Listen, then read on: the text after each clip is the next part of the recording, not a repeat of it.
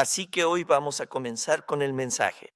Se titula, ¿Por qué necesitamos estudiar la historia de la redención? Estudiar la historia de la redención es importante porque nos ayuda a comprender toda la narrativa de la Biblia de manera integral, no solo pequeños fragmentos a la vez. Porque he notado que muchos cristianos solo conocen algunos versículos de la Biblia. Piensan, este es mi versículo favorito de la Biblia, ya sabes, como de los Salmos o algo así. Pero no conocen toda la historia. Y la Biblia es un libro unificado con una sola narrativa que va desde Génesis hasta Apocalipsis. Así que si no aprendemos la historia de la redención que recorre toda la Biblia, podríamos estar sacando estos versículos de la Biblia fuera de contexto. Por eso necesitamos conocer la historia de la redención. Así que vamos a empezar. ¿Qué es la historia de la redención? ¿Has oído de la historia de la redención? ¿Qué es? Historia de la redención abarca toda la Biblia.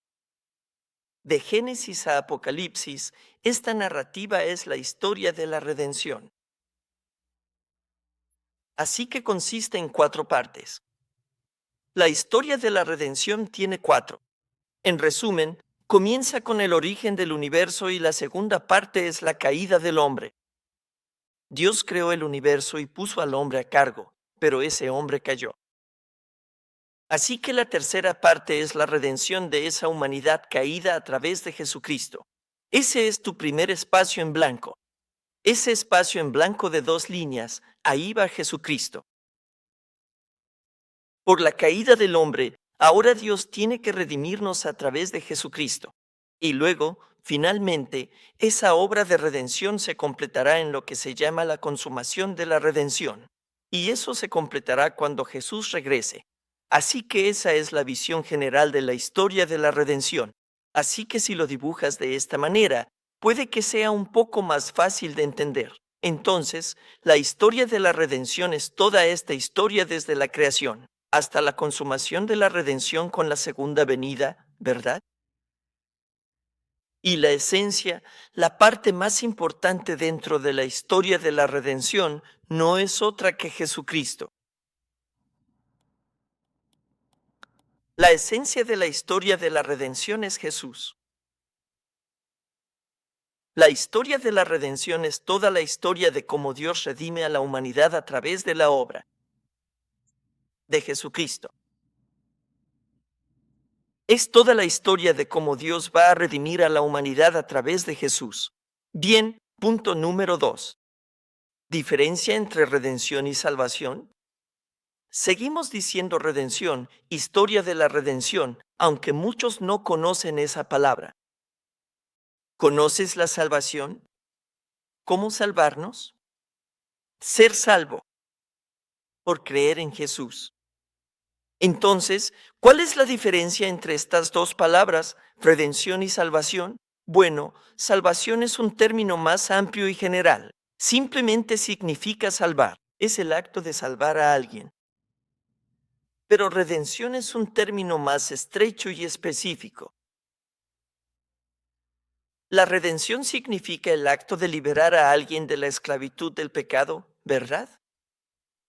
Entonces, por ejemplo, en tiempos bíblicos, especialmente en Roma, ellos tenían esclavos y los esclavos podían ser liberados si alguien pagaba su precio. Así que eso era lo que significaba la redención en ese entonces. Si eras un esclavo y alguien pagaba tu precio por ti, podías recibir la libertad. Eso es la redención. Así que la redención significa el acto de liberar a alguien de la esclavitud del pecado. Tú, porque hoy somos esclavos del pecado.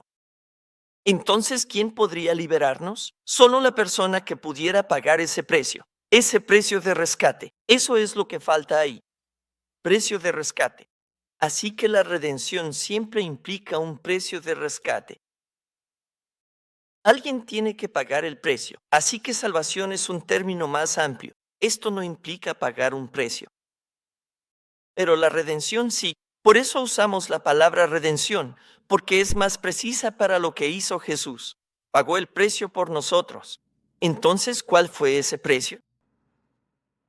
En Romanos capítulo 6, versículo 23, dice, porque la paga del pecado es muerte. Mira, el precio que Jesús pagó fue con su vida, con su sangre. Pecado paga con muerte. Jesús pagó el precio. Es redención.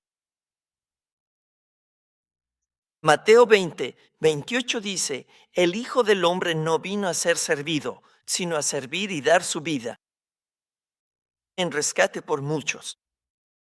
Dio su vida en rescate para librarnos del pecado. Eso significa redención.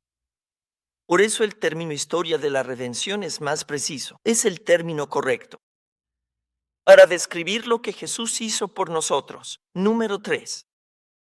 ¿Qué es administración? Quizás hayas escuchado este término. Quizás me hayas escuchado usar este término, ¿verdad? Porque muchas veces decimos, ¿cuál es la administración de la redención de Dios? ¿Verdad?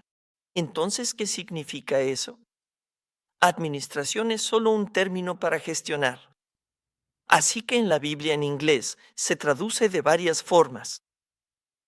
En la Biblia que usamos, que es la NASC, se traduce como administración. Pero la palabra griega original es oikonomía. Oikonomía. Oikonomía.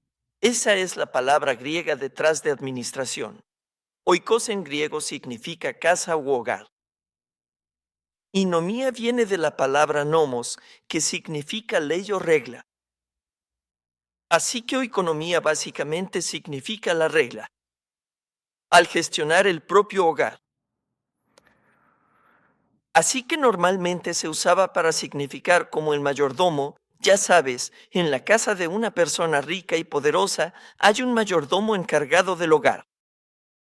Entonces ese mayordomo administra la casa para el dueño. Y esa administración se llamaba oikonomía. Y eso es lo que significa administración. Así que, básicamente, la administración es el acto de organizar, ordenar y planificar todo en el mundo con el propósito de redimir a la humanidad caída. Eso es lo que Dios está haciendo ahora mismo. Él está gestionando todo, incluyendo el tiempo, el espacio, la historia y todos los acontecimientos de la historia. Él está administrando todo eso para nuestra redención. Así que el espacio en blanco ahí es. La administración significa todas las actividades de Dios al gestionar, ¿verdad? Gestionar y dirigir la historia hacia su objetivo previsto. El fin de la historia es la redención de la humanidad. Eso es la administración y estos son algunos términos clave. Ahora, ¿cómo vamos a recibir la salvación? Nuestra salvación viene a través de Jesucristo, ¿verdad? Conociendo a Jesús. Y la única manera en que podemos conocer a Jesús es a través de la Biblia. Administración es el espacio en blanco ahí. Número 4. Toda la escritura testifica acerca de Jesucristo. Así que ese espacio en blanco será otra vez Jesucristo. Toda la escritura testifica acerca de Jesucristo. Así que necesitamos aprender la historia de la redención para poder entender lo que dice la Biblia. La Biblia es realmente difícil, ¿verdad? Es un libro difícil de entender. Pero la historia de la redención nos permite entender el hilo principal, la trama resumida de la Biblia.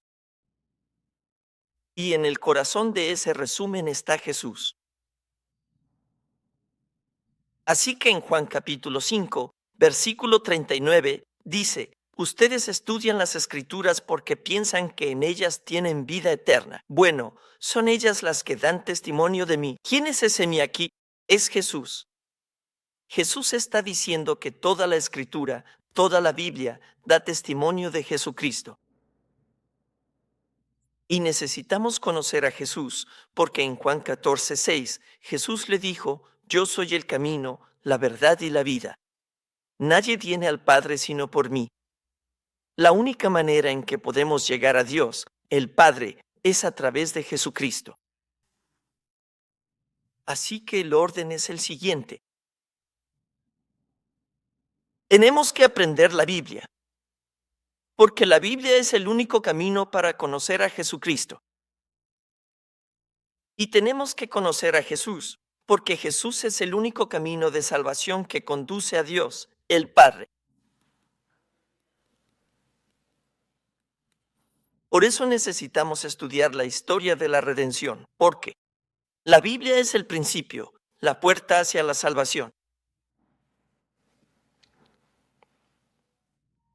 Así que en Juan capítulo 17, versículo 3, dice, esta es la vida eterna, que te conozcan a ti, el único Dios verdadero, y a Jesucristo, a quien has enviado. ¿Qué es la vida eterna? Es conocer a Dios y a Jesús. No dice creer, ¿verdad? Primero, tenemos que conocer. Y la única manera de conocer a Jesús es a través de la Biblia. Ahí va el espacio en blanco, Biblia. El blanco aquí es no y el otro, Biblia. Solo conoces a Jesús vía la Biblia. La Biblia dice que somos salvos por la fe en Cristo. Efesios 2:8 dice, porque por gracia son salvos por medio de la fe. Y esto no procede de ustedes, es un regalo de Dios. Entonces, ¿de dónde viene la fe? En Romanos capítulo 10, versículo 17, dice, así que la fe viene por el oír, y el oír por la palabra de Cristo. ¿De dónde viene la fe? De escuchar la palabra. Por eso necesitamos reunirnos siempre que podamos para escuchar la palabra de Dios. Entonces nuestra fe crecerá. Pero no puedes esperar que la fe simplemente aparezca de la nada si no escuchas, lees o estudias la palabra de Dios. Así que la fe viene a través de la palabra de Dios que está registrada en la Biblia. Pero esto es lo que pasa con la fe. Mucha gente tiene una idea equivocada sobre la fe. Piensan que si solo creemos en Dios, seremos salvos. Pero eso no es lo que dice la Biblia. La Biblia dice que la única manera de alcanzar la salvación es creyendo en Jesucristo, Cristo. Ahí hay una diferencia. De acuerdo. Recuerda, Jesús dijo, esfuércense por entrar por la puerta angosta, ¿verdad? La salvación es estrecha. De acuerdo. Déjame explicarte qué significa eso. Puedes creer en Dios sin aprender la Biblia. Si nunca has leído la Biblia, igual podrías creer en Dios. Así que en Romanos capítulo 1, versículo 20, dice lo siguiente, porque desde la creación del mundo, sus atributos invisibles, su eterno poder y deidad, se hacen claramente visibles, siendo entendidos por medio de lo que ha sido hecho, de modo que no tienen excusa. Entonces, lo que este versículo está diciendo es que la naturaleza, cuando miras la naturaleza, que es lo que Dios creó, verás la naturaleza divina de Dios y su poder eterno contenidos en ella, en toda la naturaleza que nos rodea. Sabes, cuando miras las flores hermosas, cuando ves las nubes en el cielo y cuando ves cómo llueve y luego el agua regresa, vuelve a caer y cómo funciona todo el universo. Cuando ves todo eso, entonces puedes darte cuenta de que hay un Dios que hizo todo esto y crees que Dios existe. Así que podrías creer eso sin leer ni una sola palabra de la Biblia. Pero el problema es que ese tipo de fe no te dará la salvación. No serás salvo solo por creer en este Dios invisible y lejano que creó el universo. La Biblia dice claramente, eres salvo cuando crees en Jesucristo. Entonces, ¿cuál es la diferencia? La diferencia es esta. ¿Quién es Jesús? Jesús es Dios que vino en carne humana para morir por nuestros pecados. Así que tienes que creer en ese hecho justo ahí. No puedes solo creer en Dios, sino que tienes que creer eso. Dios vino como ser humano y murió por nosotros en la cruz para salvarnos de nuestros pecados. Si crees en ese hecho histórico, entonces eres salvo. Pero fuera de eso, no hay otra manera de obtener la salvación. Por eso necesitamos estudiar la Biblia, porque podrías saber y creer que hay un Dios, pero eso no te va a salvar. Tienes que creer en Jesucristo. Solo podemos conocer y creer en Jesucristo a través de la Biblia. No puedes simplemente mirar la naturaleza y pensar que Dios vino como hombre, ¿verdad? No está en la naturaleza. Eso solo está en la Biblia. En Juan 20:31 dice, pero estas cosas se escribieron. Estas cosas se han escrito para que crean que Jesús es el Cristo, el Hijo de Dios, y para que, creyendo, tengan vida en su nombre. ¿Ves eso? Solo con la Biblia. Santiago 2:19 dice, crees que Dios es uno, haces bien. Los demonios también creen y tiemblan. ¿Ves eso? Incluso los demonios creen que hay un Dios, pero los demonios no se salvan. Ellos no reciben redención. Por eso la salvación es muy estrecha y específica. Tienes que creer que Dios vino como ser humano para morir por nosotros y por nuestros pecados. Así que veamos un ejemplo de los israelitas. Hace 2000 años, cuando Jesús vino a Israel. Los israelitas recibieron a Jesús primero y aún así, porque no creyeron en él, perecieron. Así que en Juan 1:11 dice, vino a los suyos y los suyos no le recibieron. Entonces la pregunta es esta, ¿por qué pasó esto? ¿Acaso los israelitas no creían en Dios? Si creían en Dios, ¿verdad? Cumplían la ley muy bien. Oraban 2 veces al día, ayunaban durante la semana. Leían la Biblia cada sábado y eran muy estrictos en guardar la ley de Moisés. Y aún así, no creyeron en Jesús, así que fueron destruidos, aunque creían en Dios.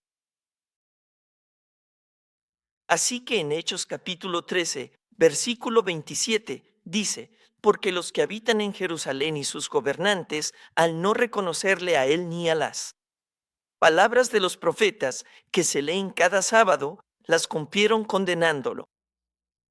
¿Ves que los israelitas, los judíos, leían la Biblia cada sábado, verdad?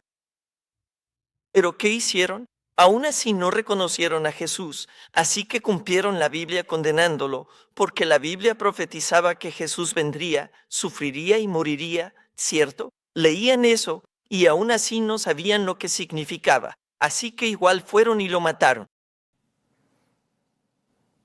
Entonces, ¿por qué pasó esto? Aunque leían la Biblia cada semana, es porque no entendían el significado de la Biblia. Solo la leían, solo leían las palabras, no entendían lo que significaba. La leían porque, ya sabes, sus padres se los decían, porque sus esposos o esposas se los pedían y porque es tradición. Solo no hacían, solo seguían la rutina sin realmente entender. Ese era el problema. Así que en 1 Corintios 2, versículos 7 y 8, dice, pero hablamos la sabiduría de Dios en misterio, la sabiduría oculta que Dios predestinó antes de los siglos para nuestra gloria, la sabiduría que ninguno de los gobernantes de este siglo ha entendido. Porque si la hubieran entendido, no habrían crucificado al Señor de la gloria. ¿Ves eso? Si hubieran entendido, no habrían matado a Jesús. Eso significa que mataron a Jesús porque no entendieron esta sabiduría. ¿Dónde hay sabiduría? En 2 Timoteo 3, versículo 15, dice, y que desde la niñez has conocido las sagradas escrituras, las cuales te pueden dar la sabiduría que lleva a la salvación mediante la fe que es en Cristo Jesús. Así que esa sabiduría está en la Biblia. Entonces, de nuevo, los judíos leían la Biblia cada semana, pero no entendían. No recibieron esa sabiduría que está contenida en la Biblia, así que mataron a Jesús. En otras palabras, la fe de los israelitas de hace 2000 años no estaba completamente basada en las palabras de las Escrituras. Su fe estaba basada en otra cosa. Entonces, ¿qué hicieron? Establecieron su propia justicia. Ese es el espacio en blanco ahí, justicia. No la justicia de Dios, sino su propia justicia. Fue voluntad de Dios. Así que en Romanos capítulo 10, versículos 2 y 3, dice, porque yo testifico acerca de ellos que son los hijos de Israel, los hermanos de Pablo. Bueno, entonces, porque yo doy testimonio de ellos, que tengan celo por Dios, pero no, de acuerdo con el conocimiento, por no conocer la justicia de Dios y buscando establecer su propia empresa. Justicia. No se sometieron a la justicia de Dios. Este es uno de los versículos más aterradores de la Biblia, pues estas personas tenían celo por Dios y de verdad querían servir a Dios. De verdad querían hacer la obra de Dios. Así que cada semana iban a la iglesia, servían, hacían mucho trabajo, pensando, sí, hice la obra de Dios, soy justo. Pero ese celo no era conforme al conocimiento de la palabra de Dios. Así que solo establecen su propia justicia. Así que no pienses solo en ellos. Estamos leyendo esto porque queremos pensar en nosotros mismos hoy. Muchos aquí servimos a Dios en la iglesia, ¿verdad? Pero ¿es eso según su palabra, su justicia y su voluntad? ¿O solo buscamos justicia propia? ¿Solo por gusto? Si hoy por Dios, qué bueno soy. Porque si ese es el caso, todo eso no servirá de nada. Les pasó a los israelitas, se creían el pueblo elegido y hacían mucho por Dios. Pensaban, Dios estaría tan complacido conmigo, pero no lo estaba. De acuerdo. Por eso, necesitamos estudiar la Biblia desde una perspectiva histórica redentora, ¿verdad? Tenemos que encontrar a Jesús en cada parte de la Biblia, empezando desde Génesis hasta Apocalipsis. Tenemos que ser capaces de encontrarnos con Jesús a través de la Biblia. Pero los israelitas no pudieron hacer esa conexión. Así que, por último, número 5, vamos a ver un ejemplo de una interpretación histórica redentora. Voy a hacer un pequeño ejemplo de cómo interpretar la Biblia y entenderla de acuerdo a la historia de la redención. Y voy a usar la historia del viaje por el desierto, que creo que todos conocemos, ¿verdad? Todos conocemos el viaje por el desierto. En resumen, los israelitas vivían en Egipto como esclavos durante 400 años. Entonces, miren, digamos que esto es Egipto, este es el Nilo y este es el mar Mediterráneo.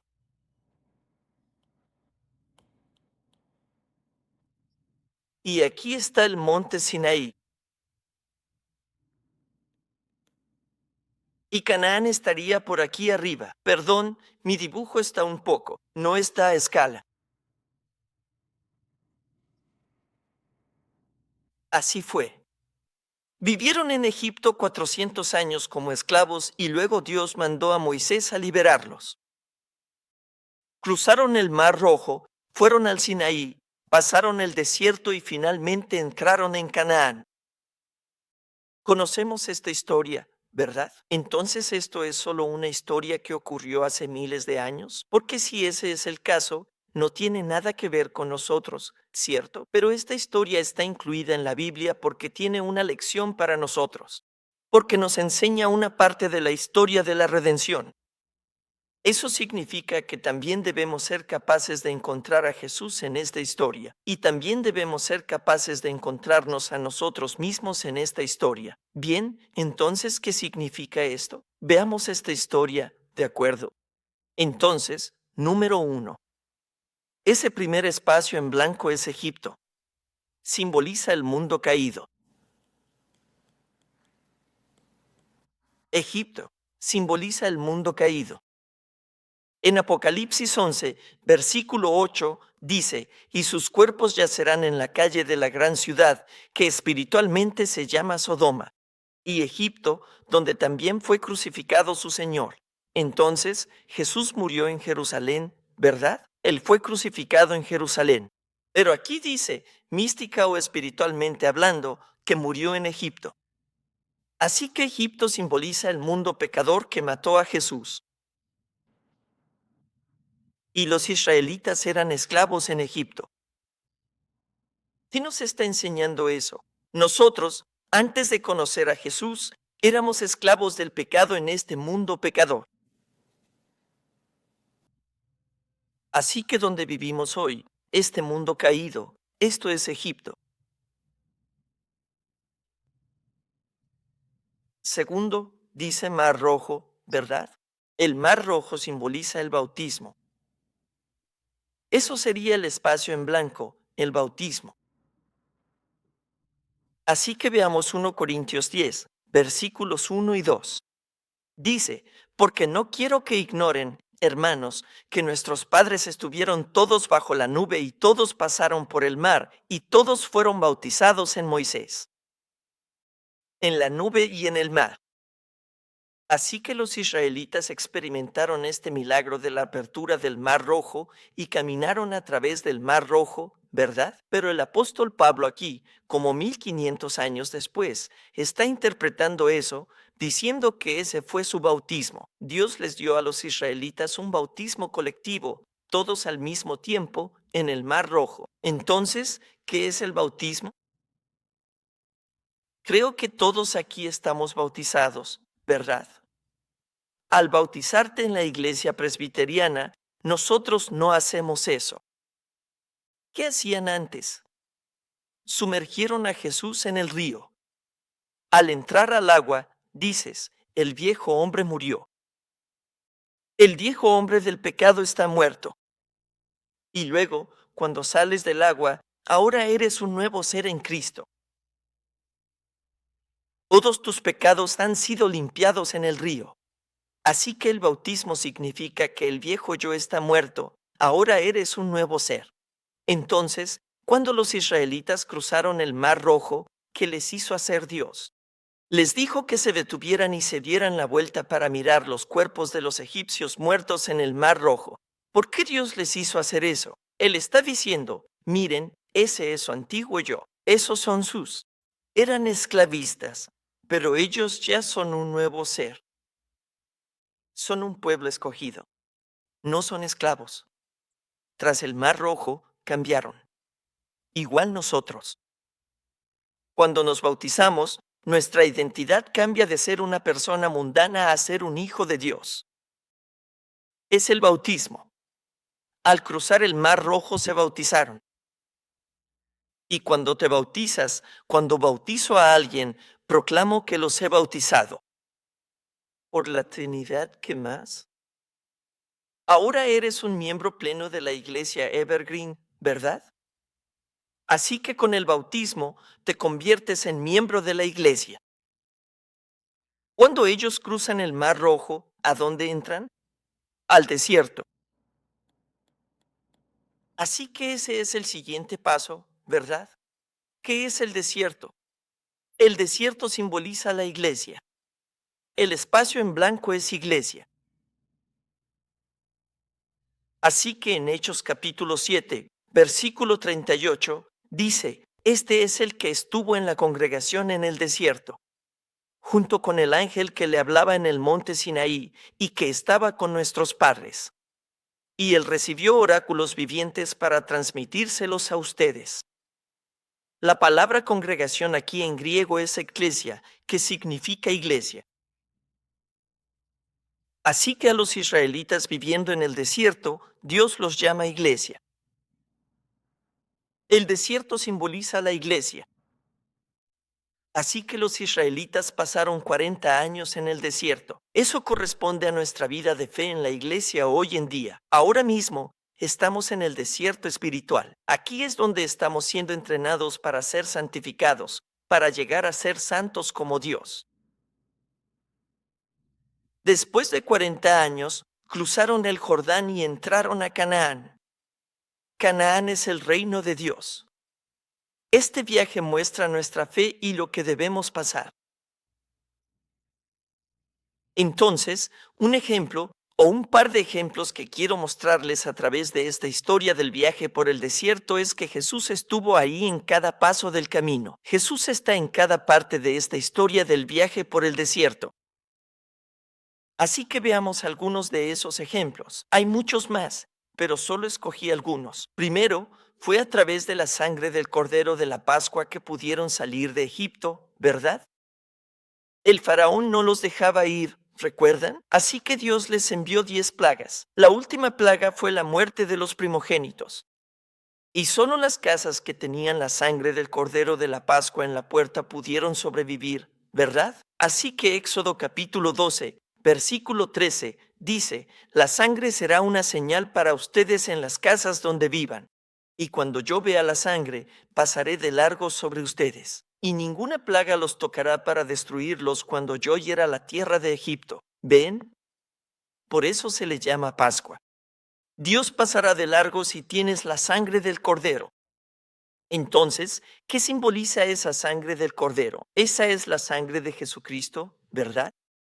En 1 Corintios 5:7 dice: limpien la vieja levadura para hacer masa nueva, pues son sin levadura. Porque Cristo, nuestra Pascua, ya fue inmolado. ¿Ven? Jesús es nuestro Cordero Pascual. Así, al creer en la sangre de nuestro Señor, las plagas de Egipto no nos alcanzarán. En el desierto no había comida, ¿verdad? ¿Cómo vivían? Del maná, ¿qué es? Es Jesús. En Juan 6, 48 al 50, dijo: yo soy el pan de vida. Sus padres comieron el maná en el desierto y murieron. Este es el pan que desciende del cielo, para que el que coma de él no muera. Está hablando de sí mismo. Jesús está diciendo: yo soy el verdadero maná. Necesitan comerme a mí. Necesitamos comer la palabra de Cristo. Ese es nuestro maná. Así que Jesús estaba allí en el desierto, alimentándolos con su propio cuerpo. Y luego, el tercer ejemplo es la roca. La roca. En 1 Corintios 10, versículo 4, dice: y todos bebieron la misma bebida espiritual, porque bebían de una roca espiritual que los seguía, y la roca era Cristo. Así que el espacio en blanco es Cristo. Recuerden, en el desierto no había agua. Entonces, ¿qué hizo Dios por ellos? Dios sacó agua de la roca. Y Pablo dice que esa roca era Cristo. Bien, ahora hablemos un poco más sobre la roca. Hubo dos momentos, dos incidentes en el desierto, donde salió agua de la roca. El primero fue en un lugar llamado Refidim. Bueno, y esa primera vez, Dios dijo en Éxodo 17, versículo 6: mirad, yo estaré delante de ti allí sobre la peña de Oreb, y herirás la peña, y de allí saldrá agua, para que el pueblo beba. Y Moisés lo hizo así ante los ojos de los ancianos de Israel. Entonces, la primera vez, Dios dijo que golpeara la roca y salió agua. Así que todos bebieron y estaban contentos. Esto fue hacia el principio. Esto fue en el primer año del Éxodo. Esto fue al inicio del viaje por el desierto. Ahora, la segunda vez que salió agua de la roca fue en un lugar llamado Cades. Y esto fue unos 38 años después. Esto es hacia el final del viaje por el desierto. Y esto fue lo que Dios dijo allí. Dijo en Números capítulo 20, versículo 8, toma la vara, y tú y tu hermano Aarón reúnan a la congregación y hablen a la roca delante de sus ojos, para que ella dé su agua. Así sacarás agua para ellos de la roca y beberán la congregación y sus bestias. Así que la segunda vez, cuando el agua salió de la roca, Dios le dijo a Moisés que le hablara a la roca, no golpearla, sino hablarle. ¿Pero qué hizo Moisés? Moisés probablemente pensó, ¿cuál es la diferencia, verdad? ¿Hablarle, golpearla, mientras salga agua? No. Así que en el versículo 11 dice, entonces Moisés levantó su mano y golpeó la roca 2 veces con su vara, y salió agua en abundancia, y bebieron la congregación y sus bestias. Así que el agua sí salió. El resultado fue el mismo, ¿verdad? Mucha gente hoy en día piensa que, mientras el resultado sea bueno, no importa cómo llegues ahí, ¿verdad? Pero eso no es lo que piensa Dios. Dios se enojó mucho con Moisés por hacer esto. Así que este es el incidente donde Dios dijo, porque no me santificaste, no podrás entrar en Canaán. Por este incidente, Moisés no pudo entrar en Canaán. Dios lo valoraba tanto. Así que la pregunta es esta, ¿por qué esto es tan importante? Mientras salga agua de la roca, eso es lo importante, ¿no? ¿Qué importa si la golpeas o le hablas? Las dos palabras hebreas para roca son muy diferentes.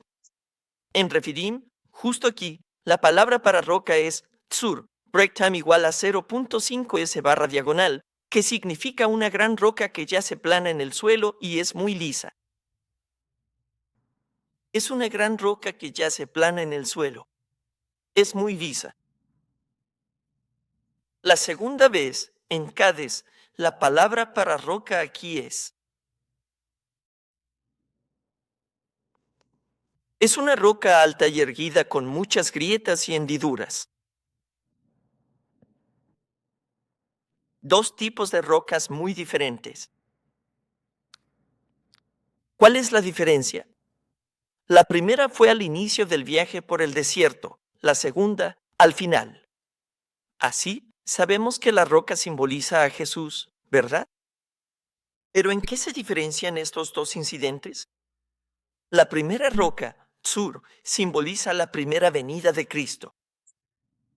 Por eso Dios le dijo a Moisés que golpeara la roca. En otras palabras, en la primera venida, Jesús vino a sufrir y morir. Esas son las dos palabras que van en el espacio en blanco. El sufrir y el morir así. Por eso Dios le dijo a Moisés que golpeara la roca. Eso nos muestra cuál fue el ministerio de Jesús en la primera venida. Él vino a morir por nosotros, a ser golpeado y derramar su sangre por nuestros pecados. Ese fue el propósito de la primera venida. Sin embargo, en la segunda venida, Jesús no regresa para sufrir, sino que viene a predicar la palabra de Dios y a juzgar con su palabra. El ministerio de la segunda venida es el de la palabra. Por eso Dios le dijo a Moisés que hablara a la roca. Entonces, como pueden ver, sin una perspectiva histórica redentora, hay tantas cosas en la Biblia que pasarán desapercibidas o que malinterpretaremos. Por eso necesitamos estudiar la historia de la redención. Necesitamos estudiar toda la Biblia de manera holística, como un solo libro y como un libro que apunta completamente a la obra de Jesucristo. Jesús está en cada parte tanto del Antiguo como del Nuevo Testamento. La esencia de la historia de la redención es Jesús y nada más. Por eso debemos leer y estudiar la Biblia, desde una perspectiva histórica redentora. Así que es mi oración, al comenzar el año 2023, que profundicemos en la Biblia estudiando la historia de la redención. Así que hoy es el comienzo. Vamos a ir durante todo el año durante este segundo servicio el Día del Señor, a las 13:30 horas. No te lo pierdas. Podrías fallar al menos 3 veces, pero intenta no fallar ninguna. Y, ¿sabes? Si vas a estudiar lejos o vives lejos, fuera del estado, puedes unirte a nosotros en línea. Pero son aquellas personas que viven demasiado lejos físicamente para poder venir a la iglesia. Bueno, así que espero que al aprender la palabra de Dios de esta manera, fortalezca nuestra fe y que nuestras vidas cobren sentido, para alinearnos con la voluntad de Dios, no como los israelitas, que establecieron su propia justicia, sino que podamos cumplir la justicia de Dios en nuestras vidas. Amén. Oremos. Querido Padre Celestial, te damos muchas gracias por la palabra que nos has dado y por tu guía en nuestras vidas. Dios, es nuestro deseo aprender más sobre la palabra de Dios, profundizar en la Biblia y tener un entendimiento verdadero y preciso de tu palabra. Dios, oro para que logremos esto mediante la Academia de la Historia de la Redención que hoy iniciamos. Padre Dios, por favor acompaña a cada uno de nosotros. Ayúdanos a estar decididos en nuestro corazón a no perdernos ni una sola clase, pero que podamos continuar esto con un corazón firme y fiel para que podamos experimentar cómo nuestras vidas cambian a través de la palabra de Dios. Así que te estamos muy agradecidos por esta palabra que nos has dado, y por eso queremos darte esta ofrenda. Ayúdanos a dar con un corazón agradecido, con un corazón alegre y con un corazón lleno de fe, para que esta ofrenda sea una bendición tanto para ti como para nosotros. Aunque esta es una pequeña porción de lo que nos has dado, oramos para que sea agradable a tus ojos y que esta ofrenda sea utilizada únicamente para tu gloria. Te damos gracias y oramos por todas estas cosas en el nombre de Jesucristo. Amén. Demos gloria a Dios con nuestros aplausos.